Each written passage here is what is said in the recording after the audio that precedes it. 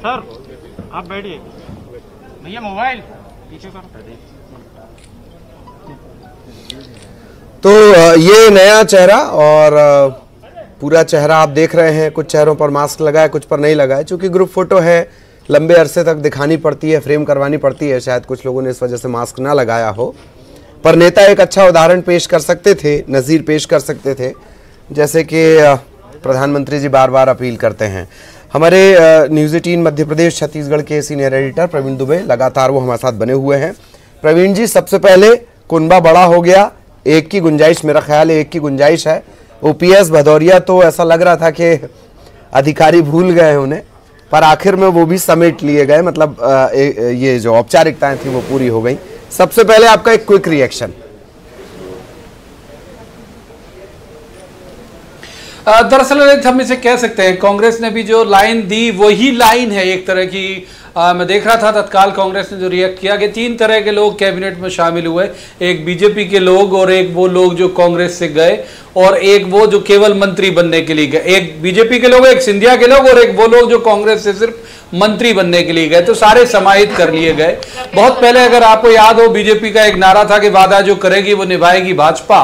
तो जो वादा सिंधिया और बागियों से बीजेपी ने किया था वो आज निभा दिया और इन्हें मंत्री बना दिया। कितना टिकाऊ, कितना स्थायी होगा, ये आने वाला वक्त बताएगा। ललित, क्विक रिएक्शन आपने चाहा, लिहाजा यहीं रोक रहा हूं अपनी बात। ये जो आपने आखिरी में कहा कि कितना टिकाऊ, दरअसल वही बात है जो 3 सेंटेंस मैंने शुरुआत में बोले, उसमें आखिर में मैं ये भी अब जोड़ना चाह रहा हूं। शिवराज महाराज और महाराज संघ शिवराज, उसकी जो आखिरी कड़ी, उसमें यही, ये आश्वस्त क्यों नहीं करता ये मंत्रिमंडल के, हाँ यही मध्य प्रदेश के जो सेनापति हैं उनका ये फाइनल चेहरा है। एक कि ये आश्वस्त क्यों नहीं करता, दूसरा ऐसा लगता है मध्य प्रदेश की राजनीति सिर्फ ग्वालियर चंबल अंचल के इर्द गिर्द सिमटती हुई नजर आती है। महाकौशल बहुत पीछे छूट गया। जी प्रवीण जी। नहीं, अभी तो दरअसल ये पीछे छूटना इसलिए भी वाजिब था ललित के अभी बिंद भी छूटा, बिंद के कुछ लोग जरूर लिए, लेकिन दरअसल अभी तो पूरा फोकस 24 सीटों के लिए है। और दुर्भाग्य से महाकौशल में चुनाव नहीं है। अनूपपुर एक जगह जरूर है बिसाहू लाल सिंह के कारण, बाकी इलेक्शन इसी इलाके में है और मालवा में है। तो ये तो चुनाव को ध्यान में रख के किया गया कैबिनेट का विस्तार है। जो कितना असर चुनाव में डालेगा ये तो तब पता चलेगा जब चुनाव होंगे। लेकिन ये कैबिनेट विस्तार एक तो सिंधिया जी को खुश करने, मतलब सिंधिया जी को एक्विडेट करने, या जो कमिटमेंट रहा होगा, जो वादा किया होगा, उससे निभाया होगा भाजपा ने, वो होगा। और दूसरा 24 सीटों के उपचुनाव को ध्यान में रख के किया गया है ये पूरा। लेकिन हमें ये जरूर ध्यान रखना चाहिए कि सितंबर तक का वक्त है और देखते हैं बढ़ा नहीं बढ़ा। अभी तक जो संवैधानिक तौर पर वक्त सितंबर तक का दिखता है, यानी जल्दी अधिसूचना लगेगी, इलेक्शन अनाउंस होंगे। तो ये क्या कर पाएंगे ये मंत्री लाल बत्ती वाली गाड़ी में बैठने के अलावा, और कितना प्रभाव डाल पाएंगे अपने इलाके के लोगों के लिए। लेकिन फिर भी बीजेपी ने तय किया है, जमावट की है, उसी तरह से हो सकता है वोटर को ये बताए कि भाई हमने आपके लोगों को जो हम लेके आए उन्हें पर्याप्त सम्मान दिया। जी, पर्याप्त सम्मान दिया, मतलब एक लिस्ट लगभग जो 24 सीटों पर उपचुनाव होने हैं उसकी एक लिस्ट भी मोटे तौर पर फाइनल हो गई। मैं फिर उसी सवाल पे, ये आश्वस्त क्यों नहीं करता है ये चेहरा कि हाँ अब ये कंफर्म रहना है, एक बात। दूसरी बात कि सबसे बड़ी पार्टी के जो नेता हैं, वो तो दावा तो खैर दुनिया की सबसे बड़ी पार्टी है, पर हो सकता है ट्रंप बुरा मान जाए, इसलिए मैं कह रहा हूं कि भारत की सबसे बड़ी पार्टी के नेता आज कह रहे थे कि सरकार सिंधिया जी के चलते बनी है, सरकार सिंधिया जी के चलते बनी है। एक हाई एंड नजर आता है, एक अपर हैंड नजर आता है।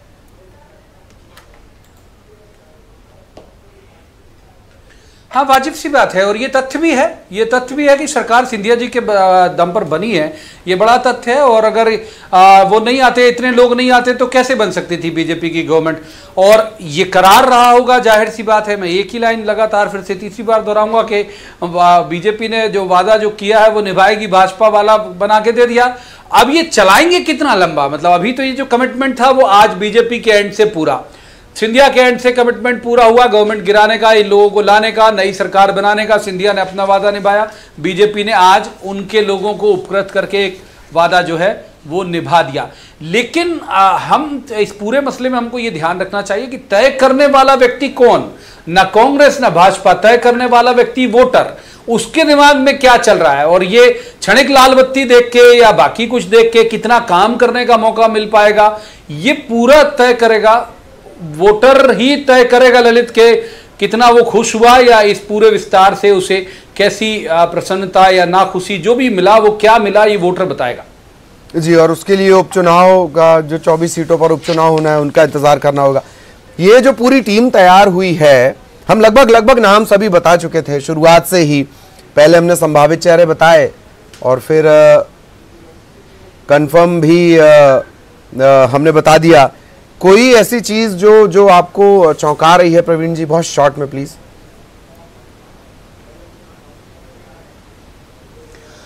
कुछ चीजें जरूर हैं, जैसे आप देखिए कि इसमें कैलाश जी इतने करीबी माने जाते हैं पूर्व पार्टी अध्यक्ष मौजूदा गृह मंत्री अमित शाह के, बीजेपी के बड़े नेताओं के संघ के करीबी रमेश मेंदोला गायब है, उसमें उषा ठाकुर हैं, राजेंद्र शुक्ला नहीं है, और भी कुछ बड़े नाम नहीं हैं। विजय शाह की एंट्री है, विजय शाह की एंट्री के पहले नन्नी मरावी का नाम चल रहा था। तो कुछ चौंकाने वाले एलिमेंट जरूर हैं, लेकिन मुझे लगता है कि पार्टी ने कुछ ना कुछ तय किया होगा कि क्या इन्हें किस तरह से एकोमोडेट करेंगे या इनको कुछ ना कुछ आश्वासन दिया होगा। तो ये तो थोड़ा वक्त में पता लगेगा, लेकिन अभी मतलब हालिया तौर पर ये चौंकाता है। बाकी ये तय था कि जो सिंधिया के लोग हैं वो तो आएंगे ही, मतलब उनमें तो कोई संशय किसी को था नहीं। जी, संशय जैसी कोई स्थिति नहीं थी। भूपेंद्र गुप्ता साहब भी लगातार हमारे साथ बने हुए हैं, और प्रवीण जी आप भी कोई सवाल अगर चाहें तो भूपेंद्र जी से पूछ सकते हैं। मैं लेकिन एक सवाल पहले एक रिएक्शन ले लेते हैं। भूपेंद्र गुप्ता साहब, ये नई तस्वीर आपने देखी, नया मंत्रिमंडल या कहें मंत्रिमंडल का विस्तार, आपका एक रिएक्शन?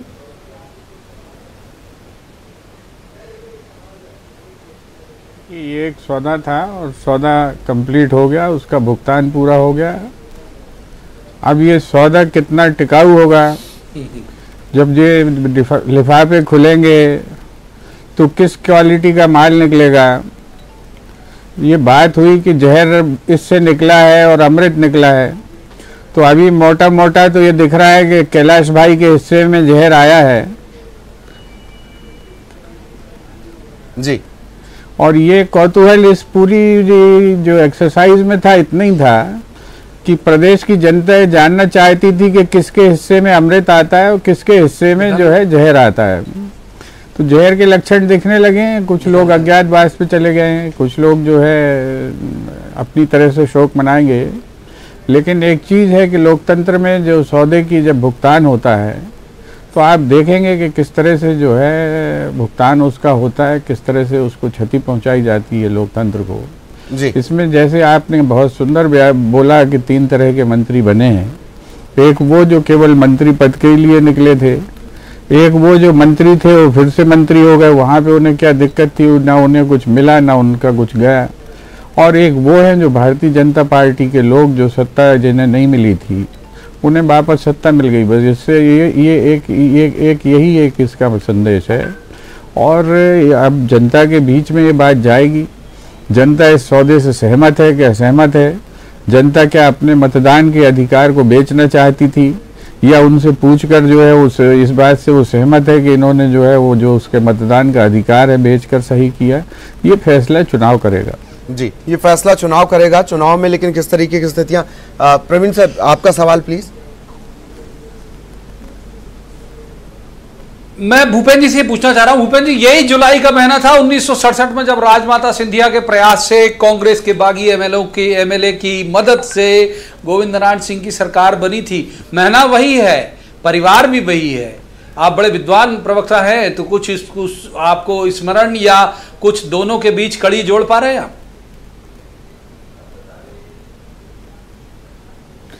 देखिए, जो वो सरकार हमारी गिराई गई थी, बहुत छोटी सी बात पर गिराई गई थी कि राजमाता जी को जो है जो द्वारका प्रसाद जी मिश्र थे उस समय के मुख्यमंत्री, उन्होंने इंतज़ार करा लिया था।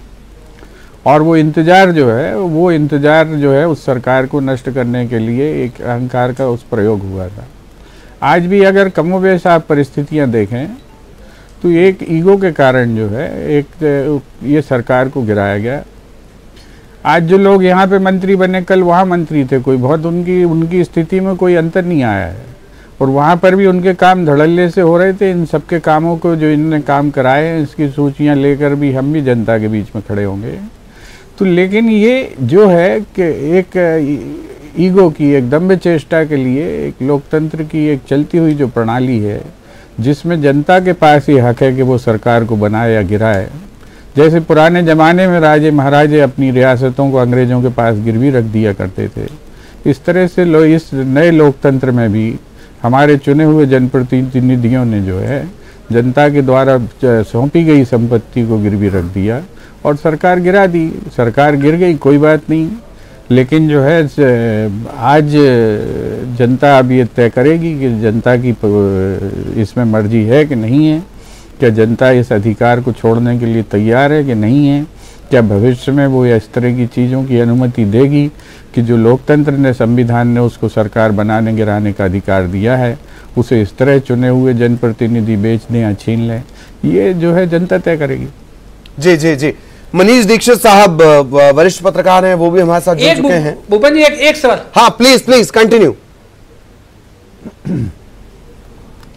जी, एक मनीष जी से ही पूछ लेता हूं। मनीष जी, एक भूपेन जी की तो थोड़ी मजबूरी हो जाएगी उस पर जवाब देने में। सिंधिया जब तक ग्वालियर चंबल में थे तब तक उन्होंने सेकंड लाइन ऑफ लीडरशिप पनपने ही नहीं दी। वहां कांग्रेस मतलब ज्योतिरादित्य सिंधिया, अब उनके लोग वहां मंत्री बन गए। आपको लगता है कि चुनौती कांग्रेस के लिए ज्यादा हो जाएगी अब वहां नए चेहरे तलाशना, वहां पर सेकंड लाइन पैदा करना? मतलब गोविंद सिंह के अलावा ऐसा कोई बड़ा नाम वहां दिखता नहीं है अभी कांग्रेस में।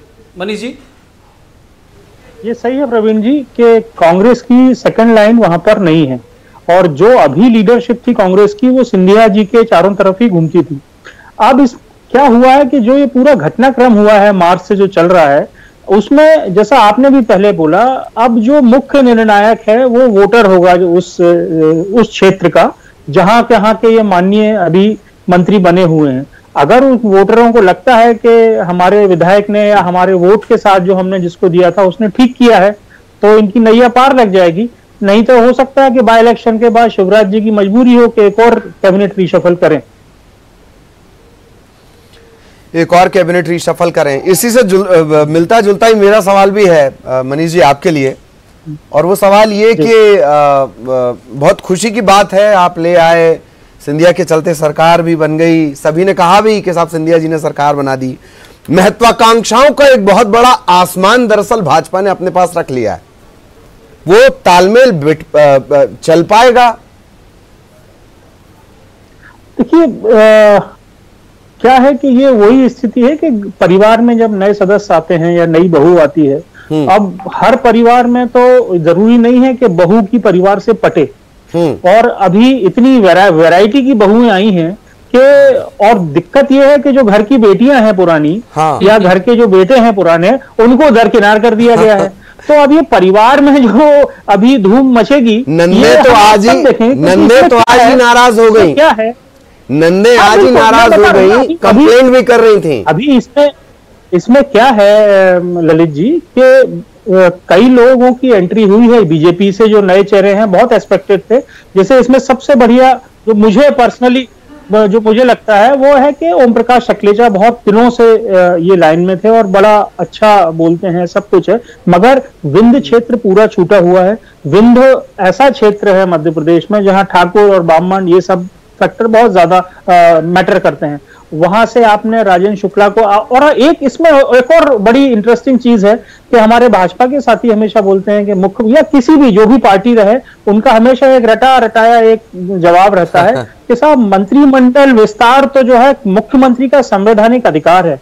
तो वो संवैधानिक अधिकार मुझे इसमें दिख नहीं रहा है, क्योंकि मुख्यमंत्री के जो खास चेहरे माने जाते थे, चाहे वो रामपाल सिंह हो, चाहे वो राजेंद्र शुक्ला हो, ऐसे कई सारे नाम हैं, गौरी भाऊ हैं, वो सब इस मंत्रिमंडल में नहीं है। अगर मुख्यमंत्री जी की चलती, और आप ये देखिए ये शायद मध्य प्रदेश के इतिहास का पहला मंत्रिमंडल होगा जिसके करीब एक तिहाई मंत्री एक पर्टिकुलर बेल्ट से आते हैं। मतलब प्रदेश की जनता के साथ ऐसा मजाक, भाई ठीक है आपकी डीलिंग हुई, आपकी बार्गेनिंग हुई, वो सब ठीक है, मगर जिन लोगों ने आपको ग्वालियर चंबल के बाहर आपको मैंडेट दिया है या जिनके मैंडेट के सहारे आप उस नंबर गेम पे आए हो, तो वो भी कहीं ना कहीं अपने आप को चीटेड महसूस कर रहे होंगे। जी चलिए, कम से कम ये आरोप नहीं लगा कि कुछ नाम तो खुद शिवराज सिंह चौहान साहब को भी आज ही पता चले हों कि अच्छा ये भी है क्या, ये भी मंत्रिमंडल में रहेंगे। खैर जो 2-3 दिनों से जी प्लीज 2-3 दिनों से जो घटनाक्रम चल रहा था उसमें जब शिवराज जी दिल्ली गए, फिर इनके संगठन के लोग दिल्ली गए, तो उस टाइम ये बात छन छन कर आई बाहर कि जो सीनियर मिनिस्टर्स हैं कुछ, उसमें पंडित गोपाल भार्गव और विजय शाह के नाम प्रमुख थे कि इन लोगों को इस बार साइडलाइन कर दिया जाएगा। आप देखिए, अगर आप पिछले 2 दिनों का घटनाक्रम देखें, गोपाल भार्गव प्रेस कॉन्फ्रेंस करते हैं और बोलते हैं कि अगर अनुभव को तरजीह नहीं दी तो भाजपा का भी वही हाल होगा जो कांग्रेस का होगा।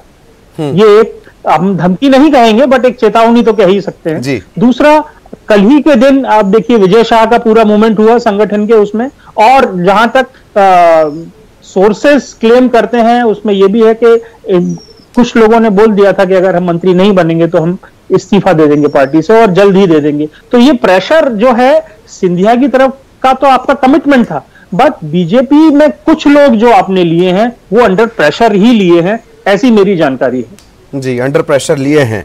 प्रवीण जी भी लगातार बने हुए हैं। प्रवीण जी, मैं सहमत हूं ललित इस बात से बहुत।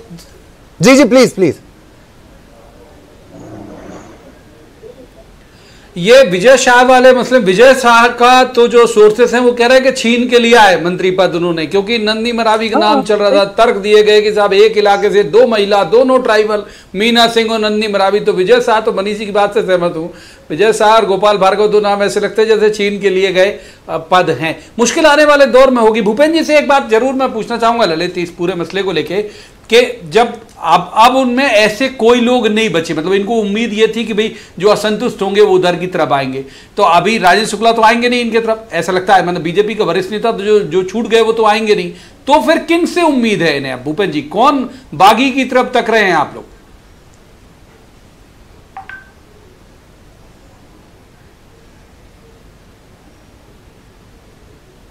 आपके चैनल पर भी मैं अभी परसों जब था, जब आपने देखा था कि जनता किस तरीके से रिएक्ट कर रही है। ये तो सौदा हुआ, सौदा पूरा हो गया, एक राजहट था, एक सरकार चली गई, इससे कोई फर्क नहीं पड़ता। सैकड़ों सरकारें आई हैं गई हैं इस देश में, लेकिन जो एक परंपरा थी, जो एक ट्रेडिशन था, जिससे हमने एक डेमोक्रेसी को 70 साल में मैच्योर किया है, उस परिपक्व लोकतंत्र पर जो आघात और हमला हुआ है, एक मां समान पार्टी की जो हत्या हुई है, वो जनता उस दृश्य में शामिल है। जनता उससे अलग नहीं है, जनता ने उसे देखा है, जनता उसको महसूस करती है। आपके चैनल पर उस दिन कितने सारे वोटर कह रहे थे कि अच्छी खासी चल रही थी सरकार, ये क्यों गिरी हमें नहीं पता। तो ये जो चीज़ है, ये जो इम्प्रेशन है, ये इम्प्रेशन अभी सामने आएगा। और मैं आपसे फिर ये कहना चाहता हूँ कि 1967 में जो हमारे साथ जो चोट हुई थी और जो सरकार गिराई गई थी, उसमें भी सरकार चंद महीनों में वापस आ गई थी। आज भी जो सरकार गिराई गई है, ये चंद महीनों में वापस आ जाएगी। जी, दरअसल मैं थोड़ा सा और साफ आपसे जानना चाह रहा हूं, जिस इंप्रेशन का आप जिक्र कर रहे हैं, ऐसा नहीं है कांग्रेस को, चाहे बाकी राज्यों में देख लिया जाए या मध्य प्रदेश की बात कर ली जाए या कुछ एक और जगहों की, इंप्रेशन हर जगह मिलता है। वो इंप्रेशन कांग्रेस वोट में तब्दील नहीं करवा पाती। कौन वो नेता होंगे जो उसे वोट में तब्दील करवा पाएंगे, ये दरअसल सवाल बड़ा है। चाहे ग्वालियर चंबल अंचल की बात कर ली जाए या और भी सीटों की बात कर ली जाए। जी भूपेंद्र जी, देखिए, इसी आपने जो सवाल उठाया है, ये सवाल वाजिब है, बहुत लोग इस प्रश्न को करते हैं। इसीलिए कमलनाथ जी ने इन जो 2 महीनों में 3 महीनों में सबसे ज़्यादा ध्यान इंफ्रास्ट्रक्चर खड़ा करने में दिया है। उन्होंने जो है संगठन को खड़ा करने में दिया है। हमारा संगठन नहीं होता था, हमारे संगठन में कहीं विचलन होता था, आज जो है उस संगठन को ही हमने पुनरुज्जीवित किया। और मैं आपसे कहना चाहता हूँ कि ये ध्यान रखिएगा कि ये जो कांग्रेस का एक ये वृक्ष है, ये रीजनरेटिंग पौधा है। अपने आप ये वृक्ष जो है अपनी जड़ें मजबूत करता है। लोगों ने कल्पना की थी जब हमारे 34-35 नेताओं की एक मुश्त हत्या की गई छत्तीसगढ़ में कि यहाँ पर कांग्रेस समाप्त हो जाएगी। कांग्रेस लहरा कर वहाँ पर खड़ी हुई है, सीधे टेक ओवर कर लिया दूसरे हमारी जो सेकंड जनरेशन में। यहाँ भी हम टेक ओवर करेंगे और यहाँ पर भी हम रिसरेक्ट करेंगे। और ये देखेगी जनता कि जो कांग्रेस है वो भारतीय देश का, भारत का डीएनए है, भारत का जो है संस्कार उसमें प्रतिध्वनित होता है, भारत की चेष्टाएं, भारत की महत्वाकांक्षाएं और आकाश उसमें प्रतिध्वनित होता है। और हम उसे अचीव करेंगे। जी, आप उसे अचीव करेंगे। एक और सवाल मेरा रहेगा, इससे जुड़ा हुआ रहेगा, कांग्रेस की स्थिति को लेकर मनीष जी के पास चलते हैं। मनीष जी, ये सौदा हुआ, डीलिंग हुई, हृदय परिवर्तन हो गए, भाजपा चूंकि एक्सपर्ट है, रातों रात वो तो चमत्कार वगैरह, बाली जैसा पावर है कुछ, कि हम जिसके सामने खड़े हो जाएं आधा पावर हमारे पास आ जाएगा। इन सब से इतर, इन सब का जो नुकसान है वो कहीं ना कहीं कांग्रेस को लगातार रणनीतिक तौर पर, जैसे एक बहुत दिलचस्प एनालिसिस है, पहली बार ये हुआ कि मोदी के खिलाफ जो बीच में कैंपेनिंग लगाई गई चाइना स्ट्रेस के बीच, हर 4 मिनट में एक पोस्ट कांग्रेस की तरफ से किया गया। ये इतने सालों में पहली बार हुआ, और उसके बाद से फिर वही ढर्रा जो कांग्रेस का आमतौर पर रहता है, मजबूत विपक्ष की कमी। क्या वो मध्य प्रदेश में भी नजर आएगी मनीष जी? बिल्कुल बिल्कुल नजर आएगी। और जहां तक ये पूरी बात है कि बीजेपी बाली है और वो आधा बल ले लेते हैं दूसरों का, तो इसमें मेरा मानना है कि ये कांग्रेस की कमजोरी है, जिसके कारण ये पूरा घटनाक्रम हुआ।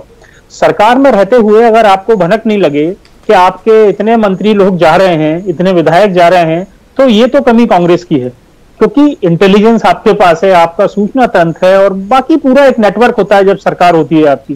और जब इसमें सबसे आश्चर्य की बात यह है कि जब 4 लोग जाग चले गए थे दिल्ली, अगर आप घटनाक्रम याद करें, और उसके बाद उनको ले आया गया था यहाँ पर, कुछ लोग आ गए थे, पर उसके बाद ये बल्क गया पूरा। तो जब आपको थोड़ा हिंट मिल गया था कि इस तरह की सुगबुगाहट है, और अगर उसके बाद आप ये पलायन नहीं रोक पाए, तो ये आपकी कमजोरी है। जी, वही मैं मानता हूं कि दैट एग्रेसिव मैनेजमेंट, वो जो एग्रेसिव मैनेजमेंट है, जैसे वो नजर आता है, वो आपको दिग्विजय सिंह साहब में नजर आ जाएगा। इधर एक ट्वीट होता है, उधर रीट्वीट होना सिलसिला शुरू हो जाता है, उधर शायरी नहीं आती, इधर दूसरे शायर का वो एग्रेसिव मैनेजमेंट पूरी कांग्रेस में कम नजर आता है, वो चाहे दिल्ली या भोपाल में भी।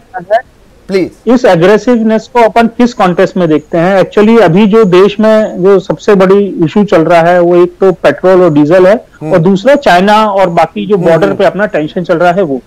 अब आप कल से आज तक के अगर किसी भी कांग्रेसी का आप वो देखेंगे, तो अभी सबकी चिंता केवल ये है कि प्रियंका दीदी का मकान क्यों खाली करा लेंगे। अगर ये प्रायोरिटीज रहेंगी किसी पार्टी की, तो भगवान ही मालिक है। जी जी जी, प्रवीण जी के पास चलेंगे। बदलते घटनाक्रम के बीच एक नाम जो छूट रहा है प्रवीण जी, कल इतना बड़ा किल कोरोना का आयोजन हुआ, उसमें मिश्रा साहब नजर नहीं आए। फिर खबरें इस तरह की भी छपी कि नहीं साहब, शिवराज जी चाहते हैं मुझे पुरानी टीम चाहिए, और मिश्रा साहब की तरफ से कहा गया आला कमान को कि नहीं, टीम थोड़ी सी यंग करते हैं, नई करते हैं।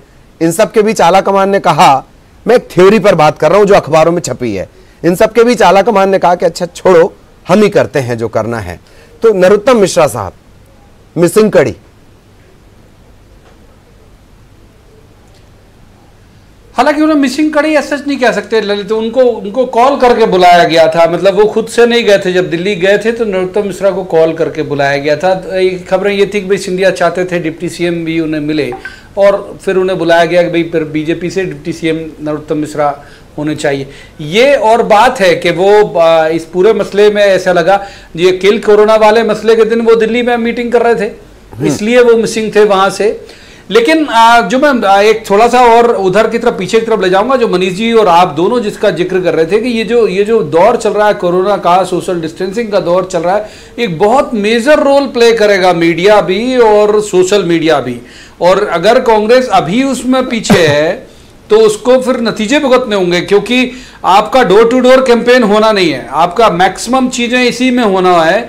और अभी मैं देख रहा हूं कि अभी तक जो कांग्रेस के प्रयास हैं वो वीडियो बना के और वो विदूषक जैसा पेश करके और वो वीडियो बना के और वायरल करने जैसा, कांग्रेस खंडन करेगी क्योंकि वो वायरल वीडियो की शक्ल में आते, कोई ओन नहीं करता।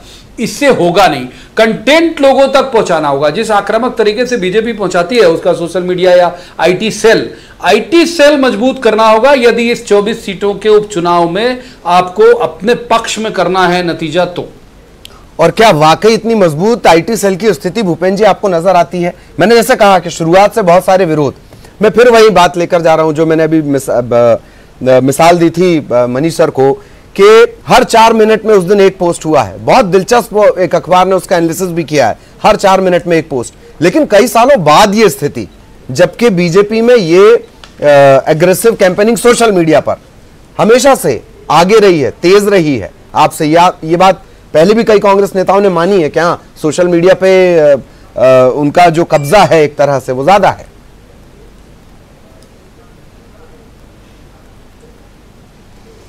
देखिए, ये जो है इसको आप इस दृष्टिकोण से देखें कि जो नेशनल लेवल पर ट्रेंड चलते हैं उन ट्रेंड्स को आप देखिएगा तो आपको ये थोड़ी सी चीज़, आप इस बात को कह सकते हैं कि हम जो है उसमें लेट स्टार्टर हैं, लेकिन हम उनसे पीछे नहीं हैं। आज जो है सोशल मीडिया भरा पड़ा है।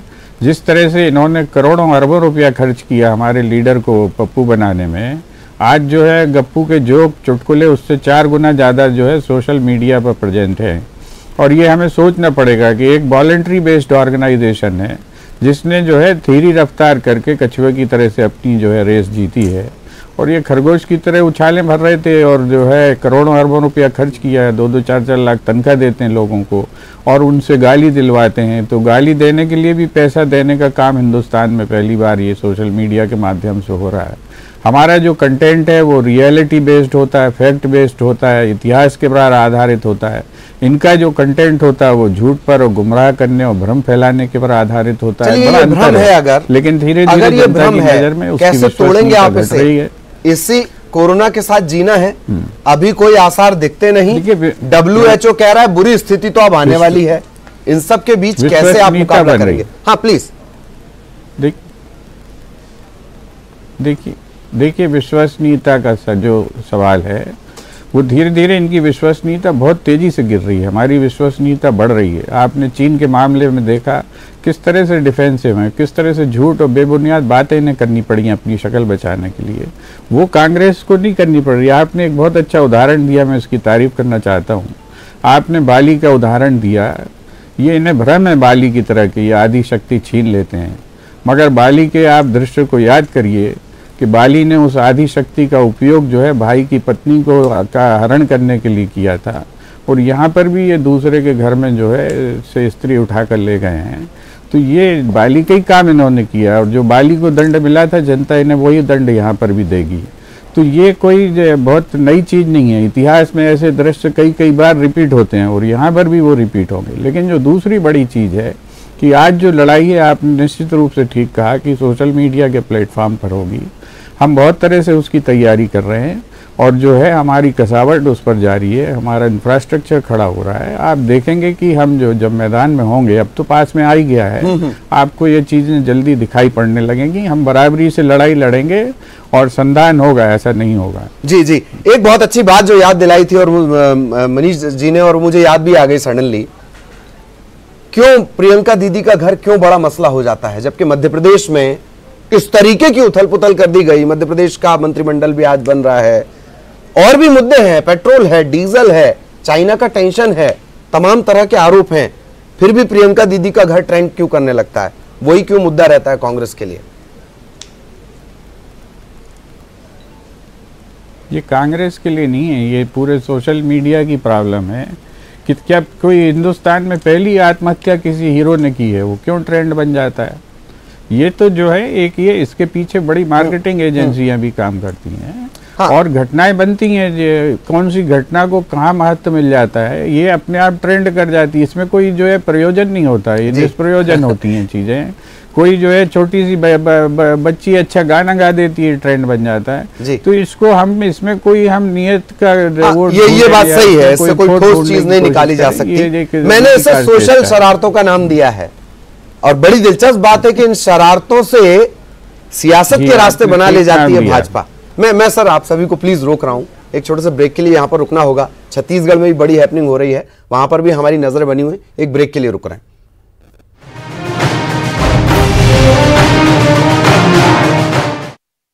शिवराज के सिपह सालार वो तय हो गए हैं। सिंधिया गुट के 11 लोग मंत्री बनाए गए हैं, तकरीबन 20 कैबिनेट, 8 राज्य मंत्री, शपथ ग्रहण हो चुका है। अब मैदान पर इन्हें निकलना होगा। कितने दिन मैदान पर निकलेंगे तो मास्क पहनकर निकलेंगे कि नहीं, क्योंकि सिंधिया ने कहा भाई मास्क पहन लो, मैं पहचानता हूं तुम्हें। तो ये तमाम बातें हैं, ये आगे कुछ दिनों में आपको नजर आने वाली हैं।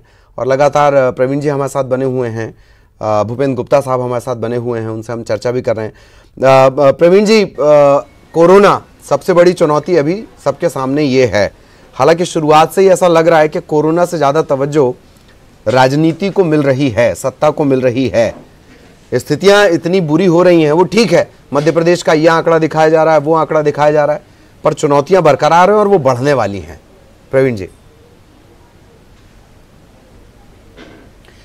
बिल्कुल, और चुनाव का मुद्दा भी होगा ललित। आप अगर अब देखें कि कोरोना इसलिए मुद्दा होगा, और कोरोना के बहाने चीन की एंट्री एमपी में, और ये दोनों पार्टियां समझ चुकी हैं। आप देखिएगा कि चीन को आम आदमी भी दोषी मानता है कि कोरोना फैलाने की वजह चीन, तो फिर चीन से रिश्ते। इसीलिए अगर आप देखें कि कमलनाथ पर जो अटैक किया बीजेपी ने, उसकी वजह यही थी कि वो चीन के साथ कोरिलेट करता है, कोरोना से चीन और चीन से फिर कमलनाथ। तो पूरा ये मसला कोरोना भी होगा। कोरोना ने लोग हम अच्छा जरूर गुडी गुडी कह देते हैं कई बार के परिवार के साथ वक्त मिलाने का, बिताने का मौका मिला, ये मिला वो मिला, समझने का अवसर मिला, लेकिन परेशान हुआ है व्यक्ति। और जिस भी मसले को लेकर परेशान होता है उसे केवल एक वजह उसके ऊपर चिपकाना जरूरी होती है कि आप अगर परेशान हुए तो वजह ये। तो कोरोना मुद्दा होगा इलेक्शन में, क्योंकि वो अपील कर सकता है। चाइना भी मुद्दा होगा इस पूरे मसले को लेकर, और कांग्रेस इस बात को लेकर थोड़ा सा अपर हैंड है कि उसके पास एक मुद्दा यह है कि भाई हम तो चले गए, मतलब हमारे वो बिकाऊ बनाम टिकाऊ का वाला एक लाइन उन्होंने ले रखी है कि हम तो चले गए, हमारे साथ नुकसान हुआ। इसे काउंटर कैसे करेगी बीजेपी इस पूरे मसले को लेकर, ये एक बड़ा दिलचस्प होगा और भाजपा के लिए चुनौती भरा भी होगा ललित जी। वैसे काउंटर क्या, वो मुद्दों को डाइवर्ट करने में भी खैर कुछ नेताओं का कोई सानी नहीं है। मैं एक चीज और आपसे जानना चाह रहा हूं। अब एक बड़ा सिरदर्द है, वो है मंत्रिमंडल का जो प्रोफाइल है, या किसे कौन सा प्रोफाइल मिलना है। अब जैसे आज गोपाल भार्गव साहब पहले नंबर पर आए और भूपेंद्र सिंह साहब हैं वो मेरे ख्याल से 5वें नंबर पर आए। बात जबकि चूंकि अब आला कमान चीज़ों को देख रहा है, आला कमान चीज़ों को तय कर रहा है, तो ये जो प्रोफाइल होगा ये भी बहुत आसान नहीं होगा शिवराज सिंह चौहान साहब के लिए।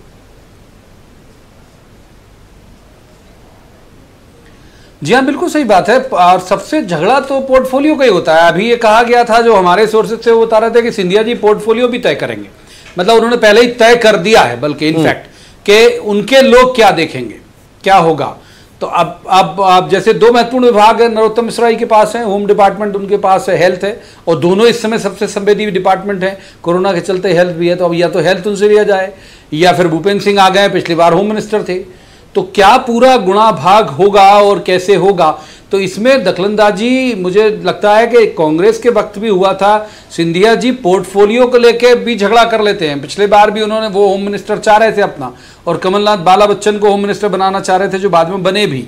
तो ये सब चलता है। उनको अंदाज भी है, उनकी आदत भी है सिंधिया जी की। तो संभव है कि इस पर भी बात दिल्ली में हो गई हो कि पोर्टफोलियो किसके पास क्या होगा। और जहां तक आपने जिक्र किया, पहले बुलाए गए तो वो सीनियरिटी के हिसाब से बुलाए गए थे। हालांकि सीनियर सबसे, अगर मैं गलत नहीं हूं तो मनीष जी और भूपेंद्र जी करेक्ट करेंगे, बिसाहू लाल सबसे सीनियर थे आज वाली जिन लोगों ने शपथ ली। लेकिन चूंकि वो ताजे भाजपाई हैं, लिहाजा पुराने भाजपाई के तौर पर गोपाल भार्गव जो वरिष्ठ हैं उन्हें बुलाया गया।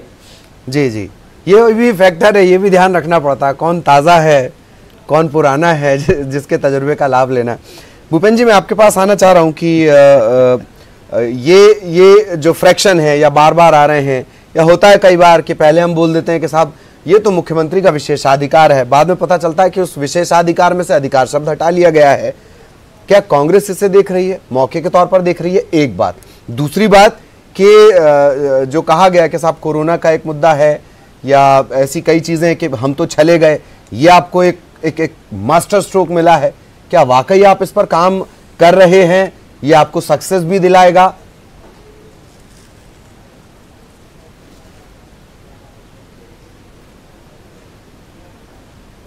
देखिए, जो है 2-3 चीज़ें हैं। आपने जिस हाँ प्लीज आप बोलें सर। हाँ, जो 2-3 चीज़ें हैं। जो पहली बात आपने कही कि यहाँ पर कैबिनेट का गठन हो गया, सब चीज़ें हो गई। अब मंत्रिमंडल के जो बंटवारे होंगे, विभागों के बंटवारे होंगे, वो भी प्रश्न सामने आएगा। उससे जो चीज़ें सामने आएंगी वो भी आपको दिखाई पड़ेंगी जी। और जो सबसे बड़ी बात सामने आई है कि ये पहली कैबिनेट जो है हिंदुस्तान की है, भारत के इतिहास में पहले मुख्यमंत्री हैं शिवराज सिंह जी, जिन्हें अपनी कैबिनेट बनाने के लिए इतना बार बार जो है आना जाना अपमानित होना पड़ा, ऐसा अभी तक कभी नहीं हुआ है कि लोग जो है मुख्यमंत्री का अगर ये विशेषाधिकार है तो इसमें से विशेष तो हट गया है, और ये विशेष लोगों को दिखाई भी पड़ा है कि हट गया है, और इसीलिए उन्हें कहना पड़ा बड़े दुख के साथ कि मैं गरल में पी लूँगा, और उनने पिया कि नहीं मुझे नहीं मालूम है, लेकिन ये स्पष्ट है कि उनका जो विशेष और अधिकार जो है ये छिन्न भिन्न हो गई दोनों चीज़ें। दूसरी चीज़ आपने कोरोना की कही, तो निश्चित रूप से कोरोना को ना तो उन्होंने उस दिन गंभीरता से लिया इस सरकार ने जिस दिन ये सरकार बनाना चाह रहे थे, तब कोरोना के लिए जब चार राज्यों की सरकारों ने अपने जो है विधानसभा को स्थगित कर दिया था, तब मध्य प्रदेश में इसका विरोध किया गया, संवैधानिक संस्थाओं का उपयोग किया गया इसको रोकने के लिए, और जो है कि उसकी हंसी उड़ाई गई, खिल्ली उड़ाई गई कोरोना की। आज कोरोना जो है मध्य भारत के 15-20 हज़ार लोगों को आज जो है आज हम देख रहे हैं कि किस तरह से लगातार मौतें हो रही हैं। मध्य प्रदेश में भी 500 के आसपास हम पहुंच रहे हैं। हालांकि मध्य प्रदेश के रिकवरी रेट को लेकर मध्य प्रदेश का रिकवरी रेट बाकी जगहों से बेहतर है। देखिए, ये एक तो आंकड़ेबाजी है, और ये सब जानते हैं कि मध्य प्रदेश में स्टैटिस्टिक्स पर जिस तरीके से काम लगातार होता रहा है, ये खेतों में उगते हैं यहाँ पर आंकड़े। जब टेस्ट ही नहीं हो रहे हैं, टेस्ट को घटाया जा रहा है लगातार, वो भी आंकड़े उपस्थित हैं। आप जो है सरकार का आंकड़ा उठा लें, 444 इन्होंने DDDC बनाए हुए हैं, उनमें से एक में भी जो है वेंटिलेटर नहीं है। तो सरकार ने इन 4 महीनों में क्या किया है, 4 महीनों में तैयारी क्या की आपने? आपको ये 4 महीने का अवसर मिला कोरोना काल का, इसलिए कि आप जो है तैयारी करें, चिकित्सा की सुविधाओं को ठीक करें, जो 15 साल में आप बर्बादी छोड़ गए थे उनको दुरुस्त करें। और ये सरकार खुद ही बता रही है, ये आज प्राइवेट और जो है सरकारी दोनों मिलाकर ये स्थिति नहीं है कि अगर दुर्भाग्य से कोई क्राइसिस आ जाए, जैसा कि दुनिया के लोग और वैज्ञानिक बता रहे हैं, तो हम उनको जो है ऑक्सीजन भी दे पाएंगे, उन्हें सांसें भी दे पाएंगे। ये जो परिस्थिति इनको गंवाया है, आप राजनीति करते रहे इस पूरे दौरान में, आपने जनता की फिक्र नहीं की, आप जो घोषणाएं करते रहे, आप जो वो सारी जो चीज़ें हैं वो प्रकट में हैं और जनता देख रही। कितना बड़ा विस्थापन हुआ है ये इस देश के अंदर, आप देख करोड़ों लोगों का, कैसे लोग सड़कों पर मारे गए हैं, कैसे बच्चे अनाथ हो गए हैं। ये जो है ये हिंदुस्तान भूल पाएगा क्या? ये भारत भूल नहीं सकता है, और ये तस्वीर इन्हें, इसका जवाब इन्हें देना पड़ेगा। ये कितनी भी जो है ये ड्रामेबाजी हो, कितना भी जो है सोशल मीडिया, कितना भी जो है पब्लिसिटी, लेकिन सवाल हमेशा खड़ा रहेगा। जिसके घर से कोई जो है अनाथ हो गए, जो बच्चे जिनके घर से मौतें हुई हैं, जिनके घर से जो सड़क चलते जो मारे गए हैं, उनके सवाल हमेशा खड़े रहेंगे कि साहब ये क्यों हुआ, कैसे हुआ और हमारा क्या दोष था। ये सरकार को जवाब देना पड़ेगा। ये चीज़ें अभी आएंगी सामने और आ रही हैं, जनता के मन में ये कसमस आ रही हैं चीज़ें। हम तो उन्हें महसूस करते हैं, हम गए हैं, हमने लोगों के बीच में चर्चा की है। कहाँ से आप मणिपुर के लोग मध्य प्रदेश से जो है माइग्रेट होकर भागते हुए जा रहे हैं सड़कों पर, कहाँ पर जो है समस्तीपुर के लिए लोग, हम तो जब हमने नेकी की रोटी अभियान चलाया तो हमारे लोगों से मिलना हुआ, नागालैंड के लोग। आप कल्पना कीजिए कि 2-3 हज़ार किलोमीटर का विस्थापन, पैदल यात्राएं, ये क्या जीवन भर ना भूलने वाली कहानियां हैं ये, और इन कहानियों का जवाब किसी को तो देना होगा। जी जी, जीवन भर ना भूलने वाली कहानी है ये बात सही है कि इस कोरोना के चलते कई ऐसी तस्वीरें सामने आई जो शायद एक इतिहास के पन्ने पर वो हमेशा के लिए अंकित हो जाएंगी। एक चीज़ प्रवीण जी, मैं वापस उपचुनाव पे आना चाह रहा हूँ। ये मंत्रिमंडल हो गया, प्रोफाइल का डिस्ट्रीब्यूशन हो जाएगा। एक बीच में ये खबर भी आई, इस तरीके की बात भी आई कि या एक आरोप भी था कि भाई वो राज्यसभा के बाद केंद्रीय मंत्री बनाए जाएंगे सिंधिया साहब, और फिर यही उनमें डील हुई है, ये आरोप भी लगाए गए थे। क्या ये हो सकता है कि ऐसा भी कुछ नजर आए कि बतौर केंद्रीय मंत्री उन्हें कोई जिम्मेदारी दे दी जाए तो उनका वजन बढ़ जाए? हालांकि अभी भी वजन बढ़ा ही हुआ है, पर और बढ़ जाए ग्वालियर चंबल की सीटों को लेकर, क्योंकि बार बार ग्वालियर चंबल के जो सर्वे निकलकर सामने आए उसमें सिंधिया के समर्थक जो कुछ चेहरे हैं उनकी स्थिति कमजोर आई नजर। इसके अलावा एक और रिसर्च ये भी कहती है कि पिछले बार का जो वोट परसेंटेज का मार्जिन है, अगर उसे समझकर सही हिट किया जाए तो नुकसान हो सकता है सिंधिया समर्थकों को। जी प्रवीण जी। बिल्कुल, ये सर्वे तो बीजेपी का ही कराया हुआ है, मतलब ये सर्वे किसी आउटसाइड एजेंसी का कराया हुआ नहीं है, बीजेपी का कराया हुआ सर्वे। और अगर मैं गलत नहीं हूं तो 14 के आसपास, मुझे मेरी बीजेपी की सोर्सेज से ही बात हो रही है, 14 के आसपास लोग ऐसे हैं इनके लोगों में से जो कमजोर बताए गए। जो आप मंत्री का जिक्र कर रहे हैं, तो मंत्री तो वो केंद्र मंत्री बनेंगे। बड़ी चुनौती जो है, बड़ी चुनौती वो है, बहुत सारे इलाके, महेंद्र सिंह कंसाना का ही हम अगर उदाहरण ले लें, इन्हें कैसे बचा पाएंगे रुस्तम सिंह के लोग। अव्वल तो सिंधिया को ही कैसे नरेंद्र सिंह तोमर साथ में आते हुए, गले मिलते हुए, तस्वीरें बड़ी अच्छी लगती हैं, ये कैसे ग्राह्यता इनकी होगी, ये देखने वाली बात होगी। प्रभात झा वहां पर अगर आप देखें, जयभान सिंह पवैया, जिनके अब जयभान सिंह पवैया मुन्ना लाल गोयल या प्रद्युम्न सिंह तोमर के लिए वहां प्रचार करने जाएंगे क्या, मतलब मन से हो सकता है दिखें तस्वीरों में। तो कितने पेच अभी बाकी हैं। अभी आप प्रभुराम चौधरी के लिए क्या, गौरी शंकर सेजवार का परिवार वहां प्रचार करने जाएगा, मतलब ये बहुत ये सहज गले उतरने वाली चीजें ये सब है नहीं। तो चुनाव जब आएगा तो बड़ी चुनौती सिंधिया के लिए होगी उस इलाके को साधने के अलावा। और कांग्रेस उसको माइलेज की तरह ले रही है। अक्सर मैं देखता हूं कमलनाथ समेत सभी बड़े नेता इस बात को उच्चारित करते हैं सस्वर कि अगर इतने बड़े नेता थे तो लोकसभा क्यों नहीं जीत गए। तो ये लाइन भी उनके पास होगी कि जिताना सिंधिया। अभी तो ये मान के चलिए, मैं बिल्कुल सहमत हूं मनीष जी की बात से कि बहू की एंट्री हुई है। बहू कितना अच्छा पकाती है, कितना अच्छा परिवार को लेकर चलती है, ये तो आने वाले वक्त में पता चलेगा। तो अभी तो एंट्री तो बहुत अच्छी हुई, स्वागत के साथ हुई, बंधनवार लगे हुए केले के पत्ते के। जो असल परीक्षा है वो तो उपचुनाव के दौरान ही होगी कि भाई साहब जिता के लाइए इन लोगों को, जिता केवल ग्वालियर चंबल नहीं, इन सारे इलाकों में भी जिता के लाइए, मालवा से भी लाइए, सांची से भी लाइए, जो आपके लोग हैं उन्हें जिता के लाइए। तो मुश्किल, बहुत बड़ा इम्तिहान अभी बाकी है ललित, बहुत बड़ा इम्तिहान बाकी है। हालांकि मनीष जी अब जा चुके हैं, व्यस्तता के चलते वो हमारे साथ नहीं जुड़े हैं अभी।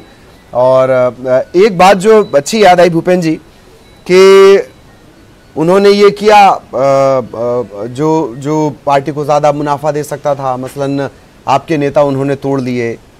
आपकी भी रणनीति लगभग ऐसी कि आपकी नज़र जिन जगहों पर है, कुछ नेताओं पर जो आपका फोकस है, मतलब प्रेमचंद गुड्डू उनका जो सिनेरियो हुआ, आपके अपने भी नाराज हो रहे हैं, वो भी बहुत डैमेज करते हैं और उपचुनाव आपके सर पर है।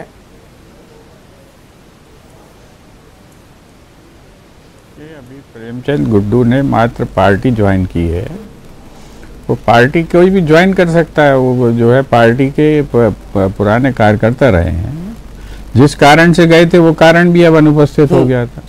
महाराज के कारण उन्होंने कांग्रेस छोड़ी थी जी, अब वो वहाँ चले गए तो यहाँ आ गए, ऐसे बहुत से आवागमन होगा। लेकिन जो बात है, बड़ी बात है, मैं आपसे कहूँ कि जिस तरीके से सरकार गिरी है, इसके अवसर हमारे पास भी थे, लेकिन हम इस स्तर तक गिरना नहीं चाहते थे। कमलनाथ जी का यही सोच था, यही वो था। और इसी के कारण ये जो सौदे सफल हुए हैं, ये इसलिए नहीं हुए हैं, ये कुटिलता और शराफत की भी लड़ाई थी। हम शराफत में जो है, कमलनाथ जी की राजनीति जो है एक शराफत के रास्ते की राजनीति थी, और कुटिलता उसमें जो है जीत गई है, जीतती प्रतीत हो रही है। लेकिन अंतिम जो दौर होगा, अंतिम लड़ाई जो होगी, उस लड़ाई में कुटिलता जीतेगी कि शराफत जीतेगी, ये जनता तय करेगी। और जनता के बीच में इस बात के स्पष्ट जो है मत है कि एक जो है सही आदमी और सच्चा आदमी सरकार चला रहा था और प्रदेश को कुछ दे सकता था, उस जो दे सकने के रास्ते में बाधा खड़ी की गई। एक तो आपके चैनल पर भी मैं देख रहा था कि एक तो वोटर ये कह रहा था कि वो बेचारे सूची में से एक निकाल के काम करते जा रहे थे, और जो है जो पूरे काम भले नहीं कर पाए हों, लेकिन उनने एक काम करने की कोशिश की, ये एक वोटर कह रहा था। तो ये जो ओपिनियंस हैं, ये फैब्रिकेटेड नहीं है, ये डॉक्टर्ड नहीं है, आर्किटेक्चर्ड नहीं है। तो ये जो संकेत है, हमारी ताकत यही है, हम तो जो है इसी ताकत के भरोसे हैं। लोकतंत्र को हमने परिपक्व किया 70 साल, और जो है 70 साल हमने जो है एक चीज़ों की कोशिश की, उनको जोड़ने समझने की। जब जो आघात हुए लोकतंत्र पे, हमने कानून बनाकर उन्हें रोकने की कोशिश की। आखिर जो है यही लोग तो हमले कर रहे थे ना। जब ये आए राम गया राम की राजनीति कौन लोग कर रहे थे? कांग्रेस ही थोड़ी थे। तब कांग्रेस ने कानून बनाए इन्हें रोकने के लिए, और जो है उन्हीं कानूनों के सारे, उनमें से भी लोगों ने अब रास्ते निकाल लिए। तो ये आगे जाके जब जो है अब इनमें भी सुधार होंगे, हमारी सरकारें आएंगी तो अब इनमें भी सुधार करेंगे व्यवस्था में। तो ये चीजें हैं, और जो काम हमने अधूरे छोड़े हैं हमसे छूट गए हैं। जैसे कि किसानों का जो काम आधे हमने 27 लाख किसानों का काम पूरा किया, कुछ लोगों का छूट गया। हमारी सरकार आएगी, हम उन्हें पूरा करेंगे, हमारा वादा है। और हमने जो भी वादे किए हैं वो सारे वादे एज इट इज हैं, उससे कहीं पर भी एक कदम हम पीछे नहीं हटे हैं। फर्क ये है कि हम वहां से हटा दिए गए हैं जबरिया, जहां पर हम उन वादों की पूर्ति कर सकते थे। वहां जनता हमें लौटाएगी तो एक एक वादा पूरा होगा, किसान का जो है कर्जा भी माफ होगा, और जो है मध्य प्रदेश में जो है सारी चीजें व्यवस्थाएं बदलेंगी।